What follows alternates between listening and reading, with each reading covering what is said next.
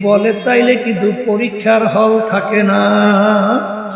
লিয়াবলুয়াকুম আইয়ুকুম আহসানু আমালা, আমার মালিক পরীক্ষার হলে তোমাকে আমাকে পরীক্ষা করার জন্য দুনিয়ার ভিতরে স্বাধীনতা দান করলো। যা মনে কয় তা করবি। আমার মালিক কিন্তু কিছু পরীক্ষার হলে বলবেন না। আমার মালিক স্বাধীনতা দান কইরা আমার মালিক ঘোষণা করলেন ওয়াহাদাইনাহুম নাজদাইন, পরীক্ষার হলের ভিতরে স্বাধীনতা দান কইরা তোদেরকে আমি দুইটা রাস্তা দেখাইয়া দিলাম। একটা রাস্তা বেহেশতের, আর একটা রাস্তা জাহান্নামের।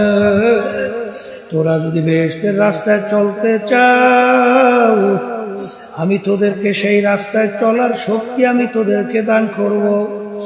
আর যদি স্বাধীনতার ভিতরে তুই জাহান্নামের রাস্তায় চলো, সেই রাস্তায় তোকে আমি স্বাধীনতার পরীক্ষার ফলে তোকে আমি শক্তি দান করব। এই জন্য আমার বাজানদেরকে বলবো, পর্দালে মা বোনদেরকে বলবো, বাজান দুনিয়া কিন্তু ক্ষণস্থায়ী, দেখতে না দেখতে শেষ হইয়া যায়। একটু মাঝে মাঝে চক্ষু বন্ধ কইরা পিছনের দিকে তাকাইয়া দেখো, মনে হয় যেন সব কালকের ঘটনা।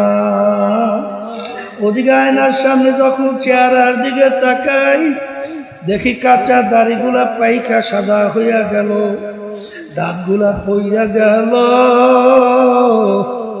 কোথায় আমার আম্মা গেল, কোথায় আমার আব্বা গেল, কোথায় আমার দাদা দাদি নানান আত্মীয় স্বজন গেল, কোথায় আমার পড়শিরা গেল। তামাম দুনিয়ার যে কোনো প্রান্তে মানুষ থাকলে সেকেন্ডের মধ্যে যোগাযোগ করা যায়, কিন্তু তোমার আমার আম্মা, তোমার আমার আব্বা, তোমার আমার আত্মীয় স্বজন বাড়ির দরজায় অন্ধকার কবরে ঘুমায় রইল, আজ পর্যন্ত খবর দিতেও পারে না,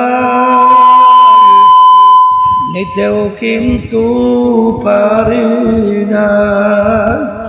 এই জন্য আমার বাজানদেরকে বলবো, পর্দালে মা বোনদেরকে বলবো, বাজান মনে করছেন আমরা হুজুরেরা কিছু বুঝি না, বুঝা শূন্য কিন্তু দাড়ি রাখছি, বুঝা শূন্য কিন্তু টুপি মাথায় রাখছি, বুঝা শূন্য কিন্তু লম্বা জামা গায়ে রাখছি, বুঝা শূন্য কিন্তু ফজরের সময় মুয়াজ্জিন যখন আল্লাহর পক্ষ থেকে দাওয়াত দেয়, আসসালাতু খায়রুম মিনান নাওম, ঘুম হইতে নামাজ ভালো।